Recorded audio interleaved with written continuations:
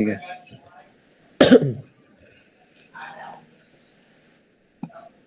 Baik, Assalamualaikum warahmatullahi wabarakatuh. Waalaikumsalam warahmatullahi wabarakatuh. Kami akan mempresentasikan tugas kami yang berjudul penilaian keamanan, analisis, dan jaminan. Kami beranggotakan 4 orang, yaitu Hermawan dengan NIM 202320, lalu saya Zainul Abidin dengan NIM 202330, lalu Wahyu Gerah Eka Kusuma Wardana dengan NIM 202348, lalu terakhir Muhammad Iksan dengan NIM 202359. Baik, saya persilakan kepada pembaca pertama untuk membacakan materi. Baik, terima kasih telah memberikan kesempatan kepada saya. Baik, kita mulai dengan pendahuluan. Perkembangan pesat dalam teknologi komputer dan telekomunikasi telah menghasilkan interkonektivitas dan interoperabilitas sistem yang masif. Risiko dan potensi seseorang menyusup ke dalam sistem ini untuk sabotase, vandalisme, dan pencurian sumber daya sangat tinggi. Untuk jaminan keamanan sistem jaringan, risiko tersebut harus dinilai untuk menentukan kecukupan langkah-langkah keamanan dan pengamanan yang ada dan juga untuk menentukan apakah perbaikan dalam langkah-langkah yang ada diperlukan. Proses untuk mencapai semua ini dan lebih banyak lagi terdiri dari beberapa tugas termasuk kebijakan keamanan sistem, spesifikasi persyaratan keamanan, identifikasi ancaman dan analisis ancaman, penilaian kerentanan, sertifikasi keamanan, serta pemantauan kerentanan dan audit. Keamanan adalah sebuah proses, jaminan keamanan adalah keadaan keamanan berkelanjutan dari proses keamanan. Baik, langsung saja, sistem security policy atau kebijakan keamanan sistem. Kebijakan keamanan adalah seberangkat kebijakan dan prosedur hidup yang mempengaruhi dan berpotensi membatasi kebebasan dan tentu saja tingkat tanggung jawab keamanan individu semua pengguna. Ada banyak pendapat tentang kegunaan kebijakan keamanan dalam gambaran keamanan sistem secara keseluruhan karena ada pakar keamanan. Namun, kebijakan keamanan tetap penting dalam rencana keamanan suatu sistem. Tanpa kebijakan keamanan yang kuat yang harus dipatuhi oleh setiap karyawan, organisasi mungkin mengalami kehilangan data, kehilangan waktu karyawan, dan kehilangan produktivitas, semua karena karyawan mungkin menghabiskan waktu untuk memperbaiki lubang, memperbaiki kerentanan, dan memulihkan data yang hilang atau disusupi. Hal-hal yang perlu diperhatikan dalam membangun kebijakan keamanan. Yang pertama yaitu tentukan sumber daya yang harus dilindungi. Dan untuk setiap sumber daya, gambarkan profil karakteristiknya. Yang kedua, untuk setiap sumber daya yang teridentifikasi, tentukan dari siapa Anda harus melindungi. Yang ketiga, untuk setiap sumber daya yang dapat diidentifikasi, tentukan jenis ancaman dan kemungkinan ancaman tersebut. Untuk setiap ancaman, identifikasi risiko keamanan dan buat tabel terurut berdasarkan tingkat kepentingannya. Yang keempat, untuk setiap sumber daya yang dapat diidentifikasi, tentukan langkah-langkah apa yang paling baik untuk melindungi dan dari siapa. Yang kelima, mengembangkan tim kebijakan yang terdiri dari setidaknya satu anggota dari administrator senior, staf hukum, karyawan, anggota departemen IT, dan editor atau penulis untuk membantu penyusunan kebijakan. Yang keenam, tentukan apa yang perlu diaudit. Program seperti Tripwire melakukan audit pada sistem Unix dan Windows. Audit peristiwa keamanan di server dan firewall dan juga di host jaringan yang dipilih. Yang ketujuh, menentukan penggunaan sumber daya sistem yang dapat diterima. Yang kedelapan, menyediakan akses jarak jauh untuk mengkomunikasi pekerja di jalan dan mereka yang bekerja di rumah serta mitra bisnis yang mungkin perlu terhubung melalui jaringan pribadi, virtual atau VPN. Yang kesembilan, pertimbangkan cara menangani masing-masing hal berikut. Yang pertama yaitu enkripsi, kedua kata sandi, ketiga pembuatan dan distribusi kunci, keempat perangkat nirkabel yang tersambung ke jaringan organisasi. Membangun kebijakan keamanan. Matriks akses kebijakan keamanan. Pertimbangan pertama dalam membangun kebijakan keamanan adalah membangun matriks hak akses kebijakan keamanan atau M, sama dengan S atau R, di mana S yaitu set dari semua grup pengguna, beberapa grup mungkin memiliki satu elemen. Dan R yaitu set sumber daya sistem. Misalnya R host jaringan, switch, router, firewall, server akses, database, file, email, ataupun situs web, dan titik akses jarak jauh, dan lain-lain. Dan S yaitu administrator, teknisi dukungan, penggunaan sumber daya manusia, penggunaan pemasaran, dan sebagainya. Berikut telah disertakan gambaran hak akses kebijakan keamanan atau M. Pembatasan akses logis ke sumber daya sistem pembatasan. Yang pertama, membatasi akses ke peralatan dan segmen jaringan menggunakan yaitu kontrol preventif yang secara unik mengidentifikasi setiap pengguna yang berwenang melalui mekanisme kontrol akses yang ditetapkan seperti kata sandi dan menolak yang lain. Kedua, kontrol detektif yang mencatat dan melaporkan aktivitas pengguna, baik yang berwenang maupun menyusup. Dua, membuat batasan antar segmen jaringan untuk mengontrol lalu lintas antara segmen kabel yang berbeda seperti subnet dengan menggunakan filter alamat IP untuk menolak akses subnet tertentu dengan alamat IP dari host yang tidak dipercaya. Kedua, izinkan untuk tolak akses berdasarkan alamat subnet jika memungkinkan. Yang ketiga, memilih kebijakan perutean yang sesuai untuk menentukan bagaimana lalu lintas dikontrol antara subnet. Keamanan fisik sumber daya dan lingkungan lokasi. Yang pertama, keamanan fisik semua sumber daya sistem. Yang kedua, pengamanan infrastruktur fisik termasuk media dan jalur perkabelan fisik. Menjaga lingkungan situs, pastikan untuk seaman mungkin dari ancaman keamanan karena pertama, kebakaran, kita lakukan pencegahan, perlindungan maupun deteksi. Kedua yaitu air, yang ketiga yaitu tenaga listrik melonjak, yang keempat suhu atau kelembaban, yang kelima bencana alam, dan yang keenam medan magnet. Pembatasan kriptografi, memastikan perangkat lunak dan data semacam ini membutuhkan teknik kriptografi yang kuat. Jadi, kebijakan keamanan organisasi harus menyertakan pertimbangan algoritma kriptografi untuk memastikan integrasi data. Cara terbaik untuk memastikan sebaik mungkin bahwa lalu lintas di jaringan valid adalah melalui hal-hal berikut. Yang pertama, layanan yang didukung, seperti firewall yang bergantung pada header TCP, UDP, ICMP, dan IP, serta nomor port sumber dan tujuan TCP dan UDP dari masing-masing paket untuk mengizinkan ataupun menolak paket. Yang kedua, autentikasi semua data yang melintasi jaringan, termasuk lalu lintas khusus untuk pengoperasian infrastruktur jaringan yang aman seperti memperbarui tabel perutean.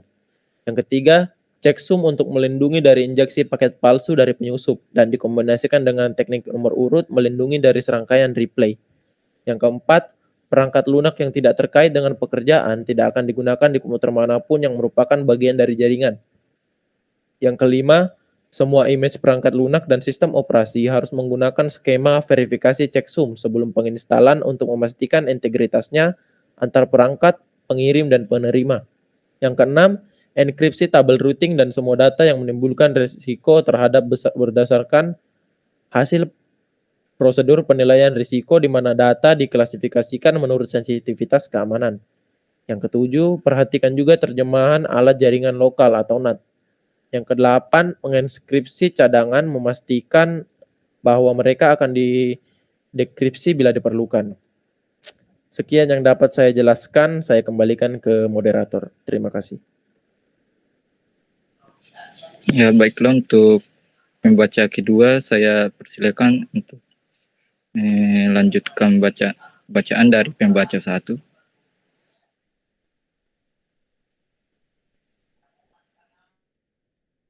Baik, terima kasih atas kesempatan yang telah diberikan. Sistem Security Policy, kebijakan keamanan sistem, kebijakan dan prosedur, serangan umum dan kemungkinan penghalang. Beberapa cegah paling umum untuk serangan umum termasuk berikut. Mengembangkan kebijakan untuk melindungi host internet, host di balik firewall, dari daftar serangan umum. 2. Pengembangan kebijakan untuk mengembangkan server web, server FTP, dan server email yang paling berisiko karena meskipun berada di balik firewall, semua host bahkan yang berada di dalam layanan yang terpapar itu ada zona demilitarisasi DMZ jaringan. 3. Memasang port madu. Daftar berikut memberikan contoh beberapa item dalam infrastruktur dan kebijakan keamanan integritas data. Step 1. Merekrut karyawan untuk posisi dalam implementasi dan pengoperasian infrastruktur jaringan yang mampu dan telah diperiksa latar belakangnya. 2. Apakah semua personil yang terlibat dalam pelaksanaan dan mendukung infrastruktur jaringan harus menghadiri seminar keamanan untuk kesadaran. 3. Instruksi semua karyawan yang bersangkutan untuk menyimpan semua cadangan di area terkunci khusus.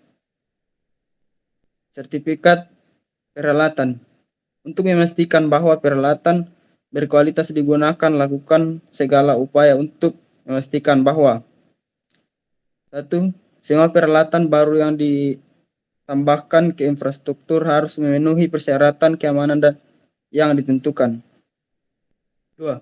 Setiap lokasi infrastruktur harus memutuskan fitur dan fungsi keamanan mana yang diperlukan untuk mendukung kebijakan keamanan. 3. Berikut ini adalah pedoman yang baik. Pertama, semua peralatan infrastruktur harus lulus proses spesifikasi akuisisi sebelum membeli. Kedua, semua gambar dan konfigurasi baru harus dimodelkan di fasilitas pengujian sebelum diterapkan. 3. Semua pemadaman jaringan besar terjadwal dan gangguan layanan yang diumumkan kepada mereka yang akan terpengaruh jauh sebelumnya. 4. Pengguna alat portable. Karena pengguna alat portable seperti laptop selalu menimbulkan beberapa risiko keamanan. Kembangkan pedoman untuk jenis data yang digunakan berada di hard drive alat portable dan bagaimana data tersebut harus dilindungi. Persiapkan jejak audit dan tindak hukum. Kemungkinan tindakan hukum dengan pertama, menyiapkan catatan pola lalu lintas dan mencatat setiap penyimpanan dari perilaku normal yang ditemukan. 2. Menyimpan data yang dikumpulkan secara lokal ke sumber daya sampai satu peristiwa selesai. Setelah itu dapat diambil menurut cara yang diterapkan yang melibatkan enkripsi lokal yang aman. 3. Mengamankan data audit di lokasi dan cadangan. Masalah privasi. Ada dua bidang yang menjadi perhatian dengan log jejak audit. Pertama, masalah privasi dan data dikumpul pada pengguna. 2. Mengetahui tentang perilaku mengganggu orang lain termasuk karyawan organisasi. Pelatihan kesadaran keamanan. Kekuatan kebijakan keamanan terletak pada penekanannya pada pelatihan karyawan yang berguna. Kebijakan tersebut harus menekankan bahwa pengguna komputer dan jaringan komputer harus mengetahui konsekuensi keamanan yang disebabkan oleh tindakan tertentu. Penanganan insiden. Keamanan jaringan organisasi berguna untuk rencana keamanan yang harus dilakukan untuk menangani insiden keamanan jika responsnya cepat dan efektif. Kerugiannya mungkin tidak terlalu kecil, namun jika responnya ceroboh dan lambat, kerugiannya mungkin besar. Pastikan rencana keamanan jaringan jelas dan efektif. Spesifikasi persyaratan keamanan berasal langsung dari dokumen kebijakan keamanan. Spesifikasi adalah rincian karakteristik keamanan dari setiap individu dan sumber daya sistem yang terlibat. Untuk detail tentang pengguna individu dan sumber daya sistem, lihat matriks akses keamanan. Persyaratan keamanan ditetapkan setelah proses melihat basis kerangka dan sekarang persyaratan keamanan ini oleh semua pengguna. Dari metrik hak akses kebijakan keamanan. 2 entry utama dalam matriks pengguna dan sumber daya. Tentukan spesifikasi persyaratan keamanan sebagai berikut. Untuk pengguna, sertakan nama pengguna, lokasi, dan nomor telepon pemilik sistem yang bertanggung jawab untuk memiliki data atau aplikasi. Juga tentukan kisaran tingkat izin keamanan. Kumpulan persetujuan akses formal dan pengguna sistem yang perlu diketahui. Tingkat keamanan personel. Tetapkan kisaran tingkat izin kemampuan kumpulan persetujuan akses formal dan pengguna sistem yang perlu diketahui. Untuk sumber daya, sertakan jenis sumber daya. Dokumentasikan semua persyaratan gangguan fisik khusus yang unit untuk sistem dan ekskripsi singkat tentang lingkungan sistem operasi yang digunakan. Jika sumber daya adalah data, sertakan juga berikut ini. Tingkat klarifikasi rahasia dan kategori data dibatasi secara formal. 2. Tiap program akses khusus untuk data. 3. Setiap persetujuan akses formal khusus yang diperlukan untuk akses ke data. Setiap instruksi pengguna khusus. Pembatasan apapun yang perlu diketahui pada pengguna. Setiap klarifikasi sensitif atau kekurangan.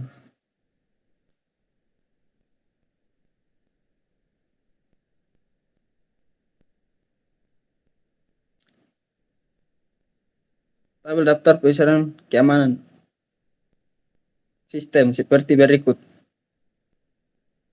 Selanjutnya, identifikasi ancaman adalah proses identifikasikan dan penunjukan sumber ancaman dan mengkategorikan sebagai orang atau peristiwa.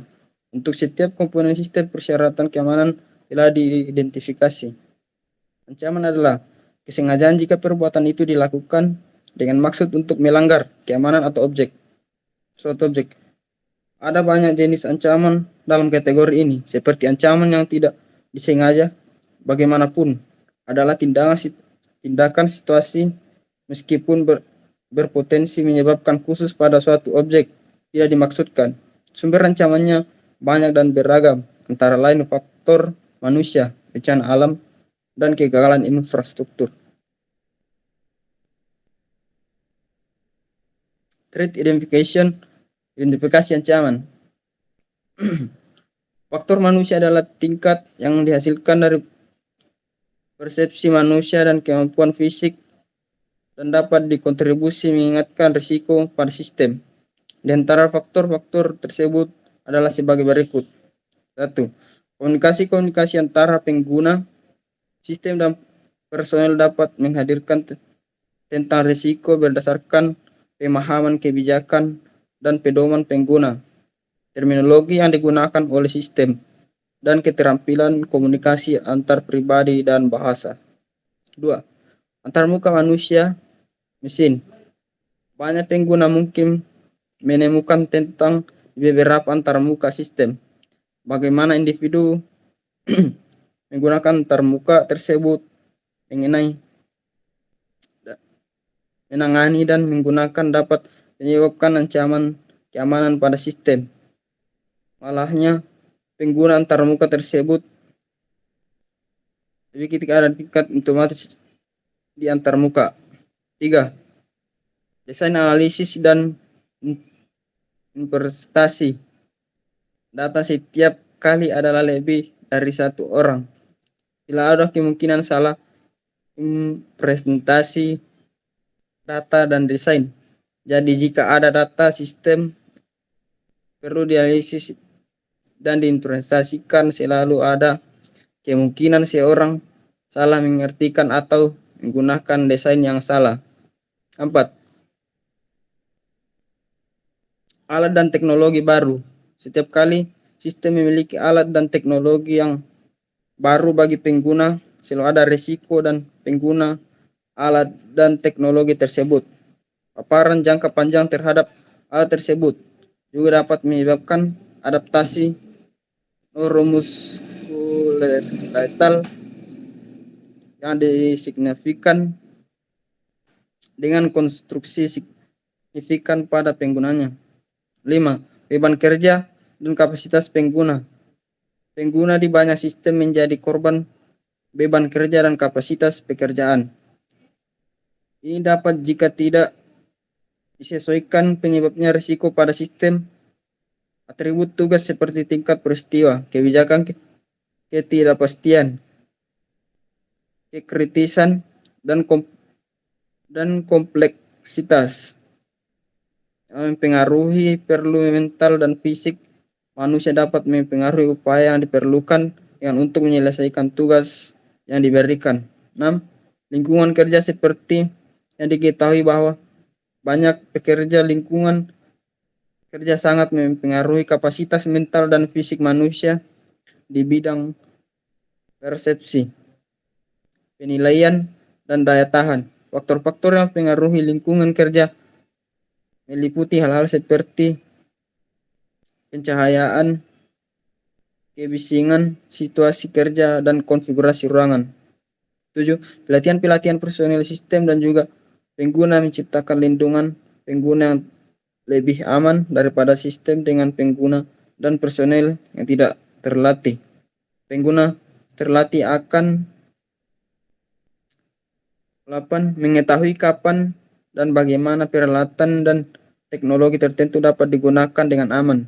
9. Performa sistem yang aman adalah sistem di mana pengguna dan personel mendapatkan performa maksimal dari sistem dan personel penyelesaian dan efisien yang berhasil dari semua tugas paling pada sistem beruntung pada personel sistem dan pengguna yang mempertahankan kemampuan fisik, perseptual, dan sosial yang diperlukan.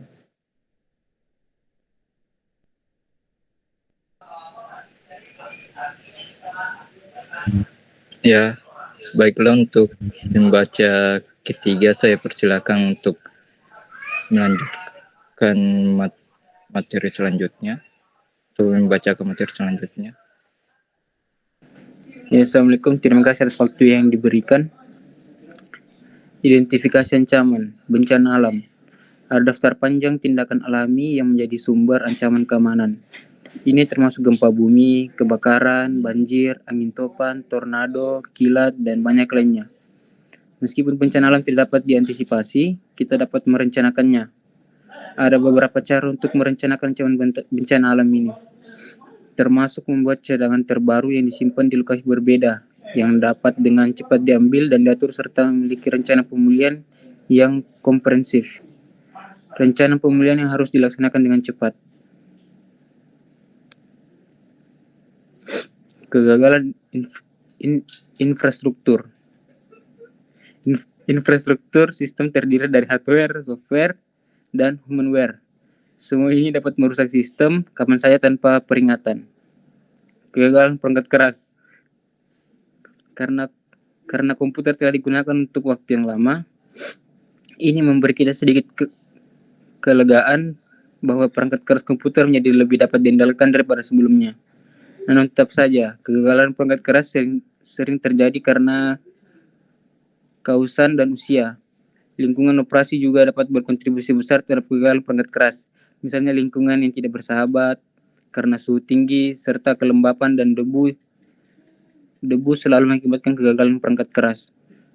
Ada beberapa pendekatan untuk mengatasi ancaman perangkat keras, termasuk redundansi, di mana selalu ada sistem serupa yang siaga untuk memulai setiap kali ada penghentian yang tidak dapat direncanakan dari sistem yang berfungsi. Kegagalan perangkat lunak. Mungkin ancaman keamanan terbesar, bila semuanya dipertimbangkan, adalah dari perangkat lunak. Sejarah komputasi dipenuhi dengan contoh bencana mahal dari proyek perangkat lunak yang gagal dan potensi kegagalan dan kesalahan perangkat lunak seperti ketakutan milenium. Kegagalan atau kinerja yang buruk dari perangkat lunak dapat dikaitkan dengan berbagai penyebab, terutama kesalahan manusia, sifat dari perangkat lunak itu sendiri, dan lingkungan di mana perangkat lunak dapat diproduksi dan digunakan. Dalam perbedaan inilah terletak banyak penyebab kegagalan perangkat lunak dan kinerja yang buruk. Pertimbangkan hal berikut. Yang pertama, kompleksitas. Tidak semua pemrograman berkabel di mana mudah untuk menghabiskan hasil yang mungkin pada serangkaian urutan input tertentu. Dalam pemrograman perangkat lunak, program serupa dapat menampilkan miliaran kemungkinan hasil pada urutan input yang sama. Oleh karena itu, dalam pemrograman perangkat lunak, seseorang tidak akan pernah bisa memastikan semua kemungkinan pada urutan input yang diberikan. Yang kedua, pengujian yang sulit. Tidak akan pernah ada satu set lengkap program pengujian untuk memeriksa perangkat lunak secara mendalam untuk sebuah bug untuk urutan input yang diberikan. Yang ketiga, kemudahan pemrograman. Fakta bahwa pemrograman perangkat lunak mulai dipelajari mendorong banyak orang dengan sedikit pelatihan formal dan pendidikan di lapangan untuk memulai mengembangkan program. Tapi banyak yang tidak memiliki pengetahuan tentang praktik pemrograman yang baik atau mampu memeriksa kesalahan. Yang keempat, kesalahan tentang spesifikasi desain dasar. Ini mempengaruhi fase desain selanjutnya termasuk pengkodean, pendokumentasian, dan pengujian. Yang kelima, evolusi perangkat lunak. Ini hampir merupakan praktik yang diterima dalam pengembangan perangkat lunak, bahwa produk perangkat lunak yang tumbuh dari satu versi atau rilis ke versi lain dibuat hanya dengan penambahan fitur baru tanpa perbaikan versi asli karena kesalahan dan bug. Keenam, mengubah gaya manajemen. Cukup sering organisasi mengubah manajemen, dan manajemen baru hadir dan fokus dan agenda berbeda yang mungkin memerlukan perubahan yang dapat mempengaruhi perangkat lunak yang digunakan oleh organisasi untuk mengakomodasi perubahan baru. Karena pertimbangan waktu dan biaya, seringkali perubahan dilakukan secara internal. Kegagalan hardware. Komponen manusia dalam sistem komputer cukup besar dan memainkan peran penting dalam keamanan sistem. Sementara input ke dan komponen terkadang output dari komponen perangkat keras dapat diprediksi, dan juga banyak kasus bug perangkat lunak yang pernah ditemukan dapat diperbaiki dan masalah dimaafkan. Komponen manusia dalam sistem komputer sangat tidak dapat diprediksi dan tidak dapat diandalkan, sehingga input ke sistem dari komponen manusia mungkin tidak dapat dipercaya. Sumber utama ancaman sistem. Tautan manusia dalam sistem komputasi telah diketahui sebagai sumber dari kebanyakan tindakan jahat yang secara langsung mempengaruhi keamanan sistem. Tindakan jahat tersebut termasuk meretas ke dalam sistem dan membuat perangkat lunak yang mengancam keamanan sistem. Sistem komputer yang berfungsi dengan banyak sumber daya selalu menjadi sasaran banyak ancaman keamanan. Ancaman adalah kombinasi aset seperti sumber daya sistem, kerentanan, atau exploit yang dapat digunakan oleh peretas untuk mendapatkan akses sistem. Secara umum, analisis ancaman keamanan sistem adalah proses yang melibatkan pengujian berkelanjutan dan evaluasi keamanan sumber daya sistem untuk secara terus-menerus dan kritis mengevaluasi keamanan mereka dari perspektif penyusup jahat, dan kemudian menggunakan informasi dari evaluasi untuk meningkatkan keamanan sistem secara keseluruhan. Proses analisis ancaman keamanan melibatkan hal berikut. Yang pertama, menentukan sumber daya yang memiliki nilai intrinsik lebih tinggi, memprioritaskannya, dan berfokus pada daftar tersebut saat mekanisme pertahanan sedang dipertimbangkan. Yang kedua, mendokumentasikan mengapa sumber daya yang dipilih perlu dilindungi dan hierarki tempat mereka ditempatkan. Yang ketiga, menentukan siapa yang menyebabkan ancaman apa terhadap sumber daya siapa. Yang keempat, mengidentifikasi kerentanan yang diketahui dan masuk akal untuk setiap sumber daya yang teridentifikasi dalam sistem. Yang kelima, mengidentifikasi layanan atau mekanisme keamanan yang diperlukan untuk melawan kerentanan. Yang terakhir, meningkatkan keamanan keamanan sistem secara keseluruhan dengan berfokus pada sumber daya yang teridentifikasi. Pendekatan analisis ancaman keamanan. Analisis ancaman dengan ekspektasi kerugian tahunan. Sebelum kita mendefinisikan ekspektasi kerugian tahunan, mari kita definisikan istilah dari ALE diturunkan. Untuk sumber daya yang diidentifikasi memiliki risiko ancaman tinggi, biaya penggantian atau pemulihan sumber daya tersebut jika diserang adalah biayanya ekspektasi kerugian tunggal biayanya. Ancaman keamanan adalah kerentanan sumber daya. Jadi jika kerentanan mungkin terjadi beberapa kali atau berdasarkan kejadian di masa lalu, maka kerentanan itu tingkat kejadian tahunan yang diharapkan EAO dapat dihitung. Kemudian mengalihkan kedua istilah memberi kita ekspektasi kerugian tahunan kerentanan sebagai ekspektasi kerugian tahunan atau ALE untuk sumber daya. Ekspektasi kerugian tunggal atau biaya diharapkan tingkat kejadian tahunan. Metode pohon serangan Sainer. Sainer merupakan pendekatan perhitungan analisis risiko dengan menggunakan model pohon yang disebutnya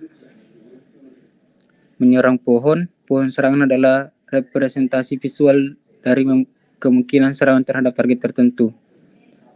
Akar serangan membentuk tujuan serangan. Node internal dari daun membentuk subtujuan yang diperlukan penyerang harus mengambil untuk mencapai tujuan. Dalam hal ini akar. Pohon serangan kemudian tumbuh sebagai subtujuan yang diperlukan untuk mencapai simpul akar ditambah tergantung pada tujuan serangan. Langkah ini diulang seperlunya untuk mencapai tingkat detail dari kompleksitas yang ingin Anda gunakan untuk memeriksa serangan tersebut. Jika penyerang harus melewati beberapa subtujuan untuk mencapai tujuan, maka jalur pohon dari daun ke akar panjang dan mungkin lebih rumit. Setiap daun dan subtujuan yang sesuai dikuantifikasi dengan perkiraan biaya yang dapat mewakili biaya untuk mencapai tujuan daun tersebut melalui subtujuan. Jalur termurah di pohon dari daun ke akar menentukan jalur serangan yang paling mungkin dan mungkin paling berisiko. Kerentanan keamanan adalah kelemahan dari sistem yang dapat mengakibatkan terciptanya kondisi keamanan yang dapat menyebabkan ancaman. Oleh karena itu, untuk melindungi sistem komputer, kita harus dapat mengidentifikasi kerentanan dalam sistem dan menilai bahaya yang dihadapi akibat kerentanan tersebut. Pencarian kerentanan sistem harus fokus pada perangkat keras sistem, perangkat lunak, dan juga perangkat manusia seperti yang telah kita lihat selama ini. Selain itu, kerentanan sistem juga ada dalam kebijakan dan prosedur keamanan sistem. Perangkat keras. Meskipun perangkat keras mungkin bukan penyebab utama dalam sumber, kerentanan sistem beberapa di antaranya berasal terutama dari aliran desain, program tertanam, dan perakitan sistem. Sistem komputer dan telekomunikasi modern membawa sejumlah program mikro yang tertanam dalam sistem. Program-program ini mengontrol banyak fungsi dan komponen perangkat keras. Namun kerentanan perangkat keras sangat sulit untuk diidentifikasi dan bahkan setelah diidentifikasi sangat sulit untuk diperbaiki karena sejumlah alasan. Salah satu alasannya adalah biaya, mungkin karena sangat mahal untuk memperbaiki mikroprogram yang tertanam dalam komponen perangkat keras. Kedua, meskipun kerentanan tidak mahal dan mudah diperbaiki, keahlian untuk memperbaiki mungkin tidak ada. Ketiga, mungkin mudah memperbaiki tapi komponen yang diperlukan tidak kompatibel dan dapat dioperasikan dengan perangkat keras yang lebih besar. Keempat, meskipun mudah diperbaiki dan cukup kompatibel, mungkin tidak menjadi prioritas karena upaya yang diperlukan untuk memperbaikinya. Perangkat lunak. Perangkat lunak sistem. Perangkat lunak sistem mencakup sebagian besar perangkat lunak digunakan oleh sistem untuk berfungsi. Di antara perangkat lunak tersebut adalah sistem operasi yang merupakan inti dari berjalannya sistem komputer. Bahkan kerentanan yang ditemukan dalam sistem operasi adalah kerentanan paling serius dalam sistem komputer. Sebagian besar sistem operasi utama menderita kerentanan, dan penyusup selalu menargetkan sistem operasi saat mereka mencari kerentanan. Hal ini disebabkan kompleksitas perangkat lunak yang digunakan untuk mengembangkan sistem operasi dan juga semakin banyaknya fungsi yang harus dijalankan oleh sistem operasi, seperti yang akan kita bahas nanti. Karena sistem operasi mengontrol dan semua fungsi utama sistem, akses ke sistem melalui sistem operasi memberikan akses tak terbatas kepada penyusup ke sistem. Semakin populer suatu sistem operasi, semakin besar jumlah serangan yang diarahkan padanya. Semua sistem operasi terbaru seperti Unix, Linux, Mac OS, Windows, dan terutama Windows NT telah menjadi target utama penyusup untuk mengeksploitasi daftar kerentanan yang terus berkembang yang ditemukan setiap hari. Perangkat lunak aplikasi. Mungkin jumlah kerentanan terbesar dianggap berasal dari perangkat lunak aplikasi. Ada beberapa alasan untuk ini. Pertama, perangkat lunak aplikasi dapat dan memang telah ditulis oleh siapa saja dan pemahaman minimal tentang etiket pemrograman. Faktanya, sebagian besar perangkat lunak aplikasi di pasaran ditulis oleh orang-orang tanpa pelatihan formal dalam pengembangan perangkat lunak. Kedua, sebagian besar perangkat lunak aplikasi tidak pernah diuji sepenuhnya sebelum diunggah ke pasar, menjadikan ancaman keamanan potensial. Terakhir, karena perangkat lunak yang diproduksi oleh produsen independen biasanya berukuran kecil dan ditargetkan, banyak manajer sistem dan kepala keamanan tidak cukup memperhatikan bahaya yang dihasilkan oleh jenis perangkat lunak ini dalam kompatibilitas antarmuka dan interoperabilitas. Perangkat lunak kontrol. Protokol kontrol komunikasi adalah inti dari perangkat digital dan analog. Kelemahan apapun dalam protokol ini memaparkan data dalam saluran komunikasi infrastruktur, jaringan, bahkan kebijakan arsitektur terbuka dari protokol komunikasi utama telah menjadi sumber utama kerentanan dalam komunikasi komputer. Setelah teridentifikasi, kerentanan ini terbukti sulit diperbaiki karena sejumlah alasan. Pertama, mahal di beberapa tempat untuk memperbaiki kerentanan ini karena kurangnya keahlian. Kedua, meskipun tambalan pada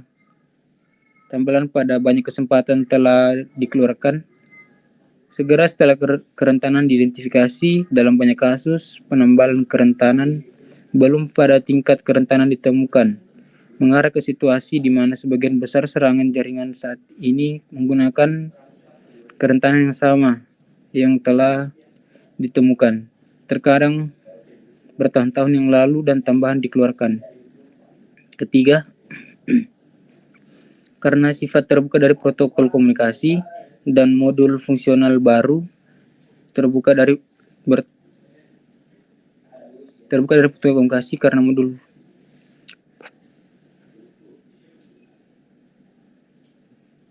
protokol komunikasi dan karena modul fungsional baru ditambahkan ke infrastruktur yang ada, interoperabilitas jauh dari yang diharapkan. Terkadang bertahun-tahun yang lalu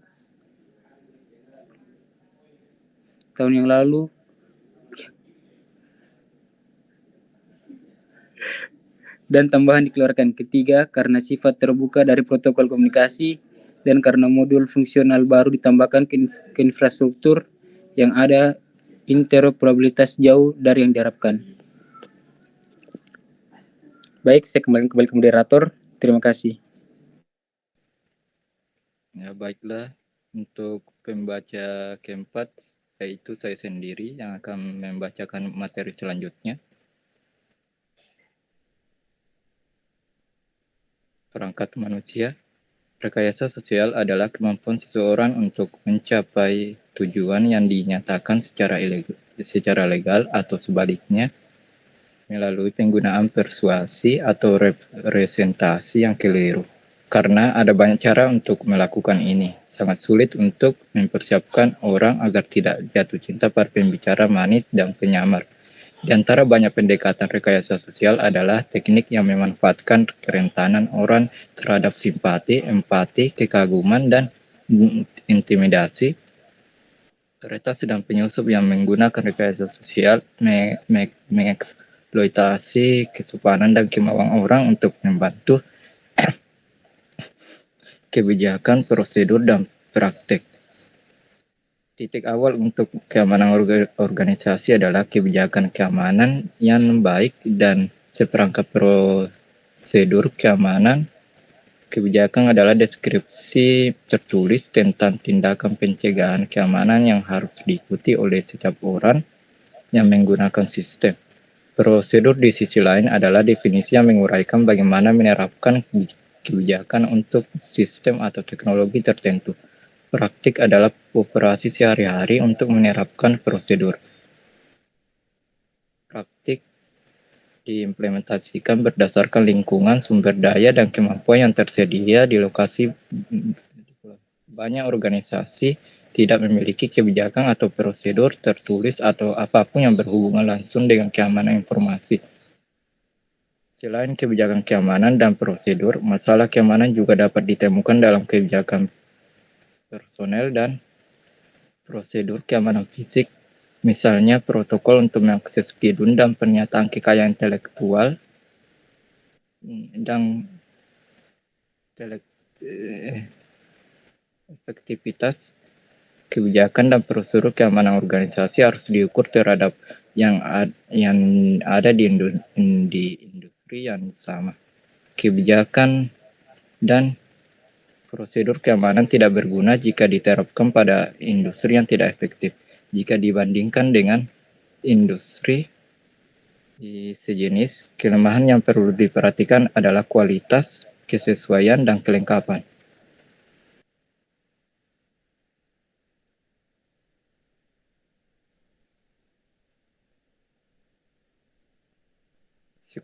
Sertifikasi keamanan. Sertifikasi adalah evaluasi teknis dari keefektifan sistem atau individu untuk fitur keamanan. Pertahanan sistem tidak hanya bergantung pada teknologi aman yang digunakan, tetapi juga bergantung pada efektivitas penempatan staf dan pelatihan. Komponen manusia yang terlatih dan mahir membuat pelengkap yang baik untuk keamanan sistem, dan sistem secara keseluruhan dapat bertahan dan bereaksi terhadap instruksi dan kode berbahaya. Sertifikasi sistem atau individu mencoba untuk mencapai tujuan berikut, yang sistem menggunakan serangkaian teknik verifikasi terstruktur dan prosedur verifikasi selama siklus hidup sistem menunjukkan bahwa kontrol keamanan sistem diterapkan dengan benar dan efektif, mengidentifikasikan risiko terhadap kerahasiaan, integritas, dan ketersediaan informasi dan sumber daya. Tahapan proses sertifikasi. Agar proses sertifikasi berjalan dengan lancar, tahapan-tahapan berikut harus dilakukan. Pertama, mengembangkan rencana keamanan untuk memberikan ikhtisar persyaratan keamanan sistem. Dua, pengujian dan evaluasi harus dilakukan, dan itu termasuk prosedur verifikasi dan verifikasi untuk menunjukkan bahwa penerapan jaringan memenuhi persyaratan keamanan yang ditentukan dalam rencana keamanan. Ketiga, penilaian risiko untuk menentukan ancaman dan kerentanan dalam sistem, mengusulkan dan mengevaluasi efektifan berbagai kontrol keamanan, menghitung trade-off yang terkait dengan kontrol keamanan, dan menentukan risiko residual yang terkait dengan serangkaian kandidat kontrol keamanan. Keempat, sertifikasi untuk mengevaluasi dan memverifikasi bahwa sistem telah diterapkan secara seperti yang dijelaskan dalam kebijakan keamanan, dan bahwa kontrol keamanan yang ditentukan ada dan beroperasi dengan benar. Manfaat sertifikasi keamanan. Dalam keamanan, sertifikasi merupakan hal yang penting dan memiliki beberapa manfaat antara lain. Pertama, konsistensi dan keterbandingan. Dua, ketersediaan informasi teknis yang lengkap dan andal yang mengarah pada pemahaman yang lebih baik tentang sistem yang kompleks, serta risiko dan kerentanan keamanan terkait.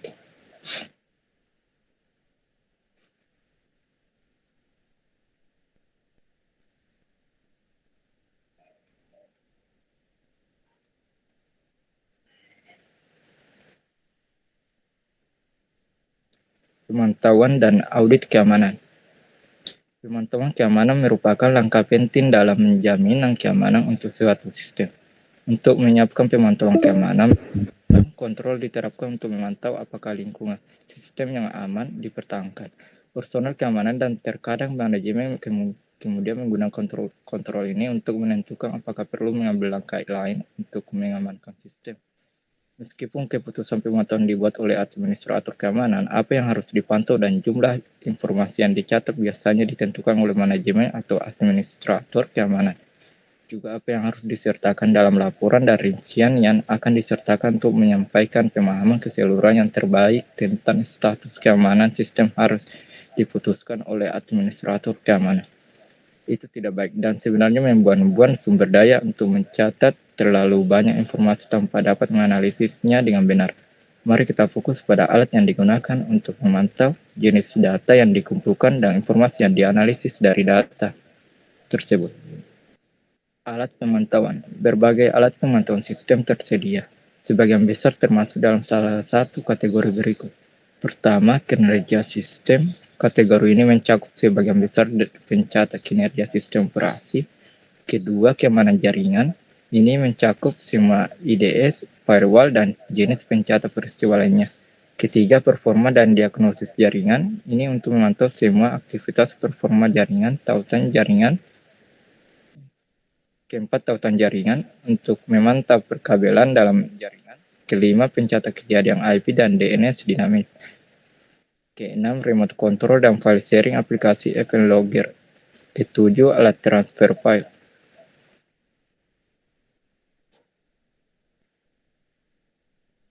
Jenis data yang dikumpulkan. Karena banyaknya kejadian yang terjadi dalam sistem komputer, pemilihan kejadian apa yang akan dipantau bisa menjadi sulit. Sebagian besar pencatat peristiwa diatur untuk memantau peristiwa berdasarkan kondisi yang ditetapkan.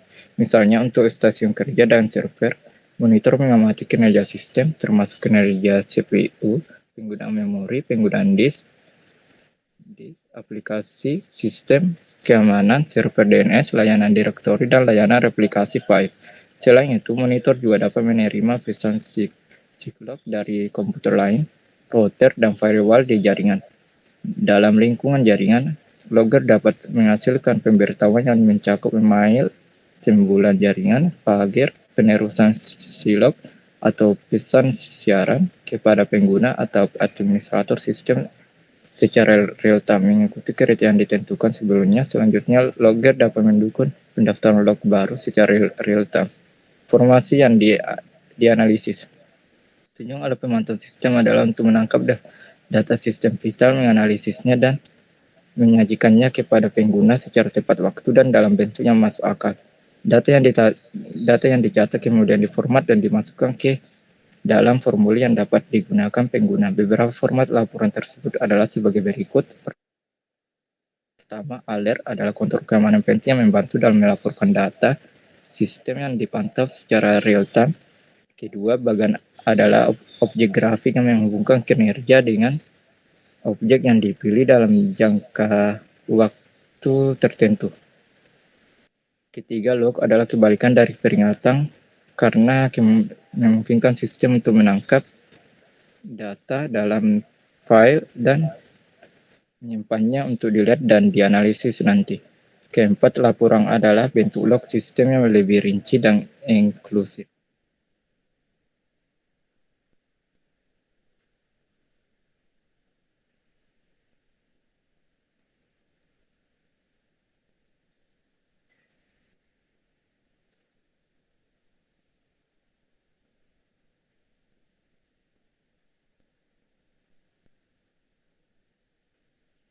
Next.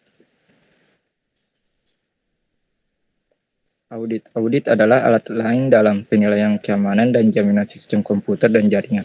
Tidak seperti pemantauan audit, lebih tahan lama dan tidak berkelanjutan sehingga mahal dan memakan waktu. Seperti pemantauan, audit mengukur sistem terhadap serangkaian kriteria yang telah ditentukan sebelumnya, mencatat setiap perubahan yang terjadi. Kriteria dipilih sedemikian rupa sehingga perubahan harus menunjukkan kemungkinan pelanggaran keamanan. Audit penuh dengan komprehensif harus mencakup langkah-langkah berikut. Pertama, meninjau semua aspek dari kriteria yang dinyatakan sistem. 2. Tinjau semua ancaman yang teridentifikasi. Ketiga, memilih frekuensi audit apakah harian, mingguan, atau bulanan. Keempat, meninjau praktik untuk memastikan kepatuhan terhadap pedoman tertulis. Produk dan layanan. Sejumlah produk dan layanan ada di pasar untuk penilaian dan audit keamanan. Ratusan perusahaan bersaing untuk mendapatkan pangsa pasar dengan banyak produk. Produk-produk ini termasuk dalam kategori berikut. Pertama, alat audit. 2, penilaian kerentanan. 3, alat pengujian penetrasi. 4, alat forensik. 5, alat analisis. Alat analisis log. Ke-6, perangkat penilaian lainnya. Next. Ya, sekian dari presentasi kami, dan apabila ada yang kata-kata yang salah mohon dimaafkan, dan saya akhiri dengan ucapan wassalamualaikum warahmatullahi wabarakatuh.